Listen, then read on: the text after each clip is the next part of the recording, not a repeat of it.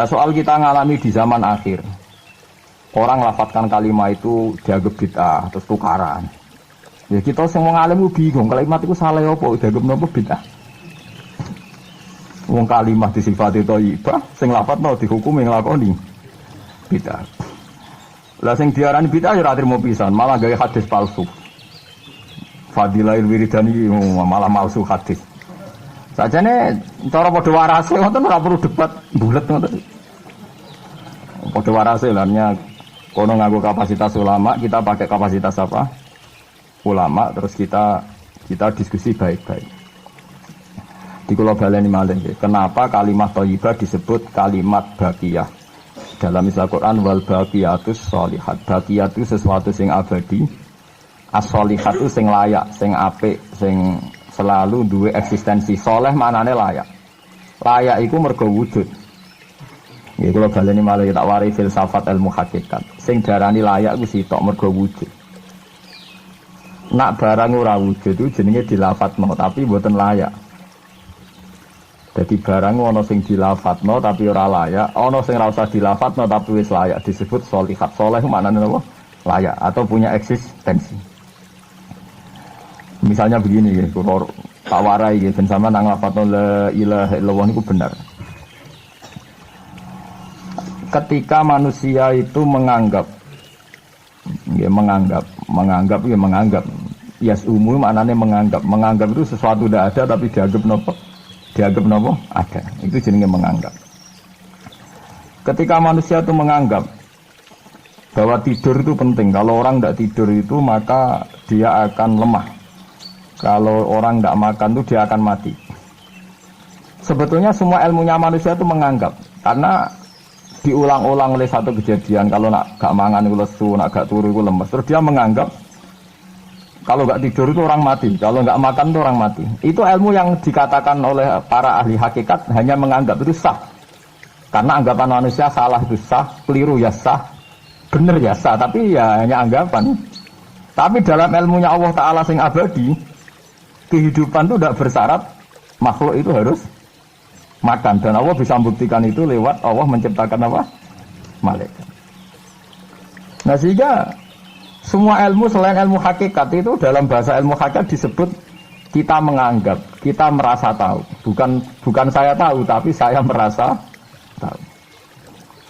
Nah, liane kalimat la ilaha illallah itu semuanya begitu. Kita merasa tahu bahwa kira-kira begini, kita melihatnya begini. Tapi sing hakikat, sing gak bisa dibatalkan bahkan oleh malaikat sekalipun, niku namung kalimat la ilaha illallah. Nanti disebut kalimatu haqqin 'alaiha nahya wa 'alaiha namut wa 'alaiha nufatu insyaallah taala minal amin. Karena yang dikatakan hidup itu roh. Roh itu tidak butuh makan. Ketika jasad itu mati, hancur, itu rohnya kan masih hidup. Dia pindah di alam ulya sana. Roh itu hayat itu dari kata roh. Roh itu maknanya hidup, hayat maknanya hidup. Roh dan hayat ini satu sistem yang kita tidak tahu, yang tahu hanya Allah. Ini tidak butuh makan. Sing butuh makan, butuh utang, butuh bodoh itu jasad. Paham ya? Roh ora tau utang, ora tau gadekne BPKB, paham ya? Tidak melo-melo dia. Makanya ketika jasad kakean pola itu roh nyesal. Kok ngatasnamakan saya demi hidup sampai direwangi utang-utang wong, direwangi uripe bulet. Toh saya bisa hidup tanpa hutang. Lah iku manusia itu aneh. Makanya disebut alam rohaniin itu sudah. Nah ketika kita mati itu kan yang mati itu jasad. Jasad itu mati, rohnya sowan Allah. Tapi kita secara bodoh mengatakan kita mati. Loh yang mati itu siapa? Hanya jasad kita, roh kita tidak mati. Yang sowan Allah itu roh kita. Tapi kita bilang kita mati. Ya berarti kita bilang kita mati, ya kita mati. Menurut bahasa manusia kalau kita sudah tidak ambekan, tidak makan, tidak minum, disebut kita nopo mati. Tapi alhamdulillah kita ini mukmin, meskipun bahasakan kita mati terus bahasano mugi-mugi disepunten pangeran niki ruhe nembe sowan, mugi-mugi diwelas. Intine dene ramuni mati. Paham nggih? Mulane malaikat ngurung anak pidatone kiai sing lepas jenazah yo bingung. Perkarane dilepas niki pun mati, mboten saged napa-napa, ra iso njuk sepuro jenengan, ra iso salat, monggo kita salati. Iki sedongakno sakniki ruhe sowan pangeran mugi-mugi selamat.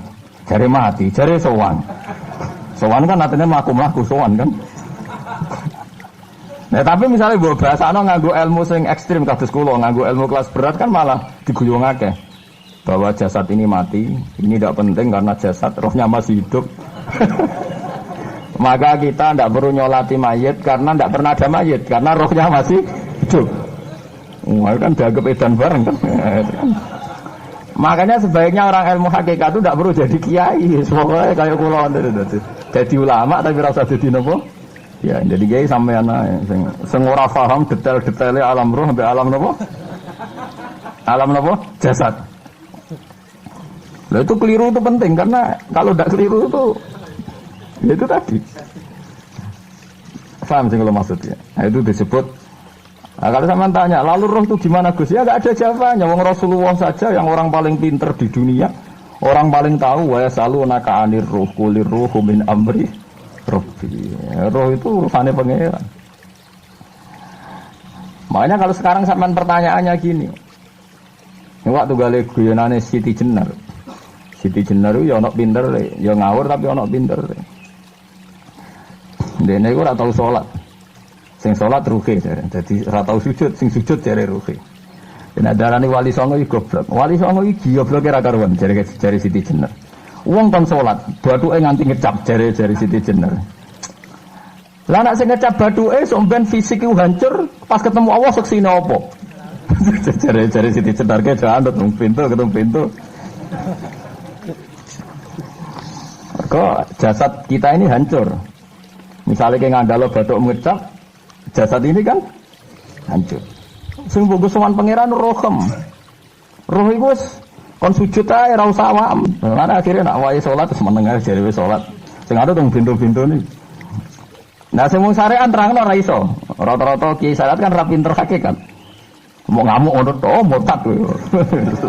Nah ngamuk to. Hasil wong syariat kan apa? Ngamuk. Ngamuk ana stresan nerangno ngamuk. Ya akhirnya gak sambung kan. Akhirnya gak sambung.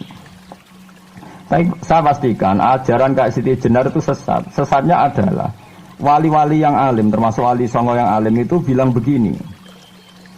Ketika batuk kita dikokon sujud ning pangeran, kita sujud itu sebetulnya bukti bahwa fisik kita itu tunduk sama perintah roh.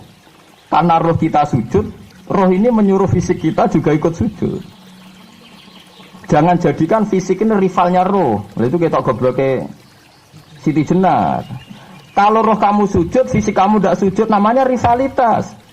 Berarti kowe di jisim, duwe wadak sing ra nurut roh. Berarti rivalitas. Lalu jasad kamu itu sing mimpin sapa kok gak nurut tuh. Lah ini mulane sing rada-rada Siti Jenar tobat mulai detik ini paham ya. Karena ya buatan tak ajak mikir sama paham ya. Jadi ini permainan ilmu kelas tinggi paham ya. Kayaknya nggak tahu mikir toh. Lah diwarai kok ben kok alhamdulillah aku fase. Paham ya? Paham ya? Makanya andekan malaikat itu kok sujud ning Nabi Adam ketika Allah nyuruh, "Hei para malaikat, saya menciptakan manusia namanya Adam. Setelah jadi maka kamu sujudlah." Itu malaikat sujud. Sujudnya malaikat bukan karena nganggap Nabi Adam itu Tuhan atau makhluk yang istimewa, enggak. Karena perintah Allah disuruh sujud. Malaikat enggak perlu tanya maknanya sujud ke Adam itu apa, enggak perlu. Pokoknya karena Allah nyuruh ya sujud. Paham ya? Setan pakai rasional. Ngapain sujud Adam? Musuh bodoh-bodoh makhluk. Mulanya orang aliran sing sesat malah darani malaikat sama iblis itu tauhidnya tinggi iblis. Karena malaikat diuji disuruh sujud sama Adam, makhluk mau, terjebak dia sama permainan Tuhan. Dari malaikat terjebak tes-tesane pangeran. Iblis luwih pinter perkara nek ra gelem sujud. Berarti dekne mau gelem sujudnya namun kalian Allah. Lha kok ono sesat kok. Wong kok nganggur nganti ngono, maksudnya mikire iso ngono. Mulane sing do diutang dosa luwih apik timbang sing dipikiran ngene iki, paham ya? Paham ya? Jadi malaikat terjebak permainan Tuhan, dites gak lulus ya. Itu ngeri kalau nuruti alin-alin ngoten. Yang benar adalah setan itu dianggap keliru. Karena dia tidak punya otoritas pikiran. Dia ini ora wujud. Hakikatnya setan malaikat gak wujud. Wujudnya diwujudna Allah. Nah wujudnya diwujudna Allah. Apa wae sing dadi dawuh Allah kudu sami'na wa ata'na. Karena dia tidak bisa menjadi rival Tuhan. Makanya kalau kita diperintah Allah langsung lakoni. Gak usah gawe rivalitas. Mulai paribasane kekon mangan wis sareng nek Allah ngutus mangan wis mangan ae. Nang kok wargen wis Gusti pokoke mangan. Nek ana mangan ya ora mangan, pokoke kon nurut. Nah itu kelirunya Siti Jenar. Dia itu lupa bahwa dengan mengatakan jasadnya tidak perlu sujud, mergo sok ben sisi satu roh, dia bikin rivalitas antara roh dan jasad. Mula nate maca aliran Siti Jenar mulai yang versi Arab sampai versi tulisannya wong-wong bingung-bingung itu, sing luwih bela Siti Jenar timbang Wali Songo. Bahkan dalam cerita itu seakan-akan Wali Songo kasut, mergo jare Siti Jenar dipateni wangi terus ganti asu macam-macam lah cerita ngono. Mula nu peneliti ra kabeh, kula ra kaya Mustofa niku ora apa ya ngono. Gak jelas roe tapi jelas dadi kiai ini. Enak ngoten niku. Dadi ya ana wong ilmune ra pati akeh tapi jelas di kiai no. Kula ilmune akeh ra pati di kiai no.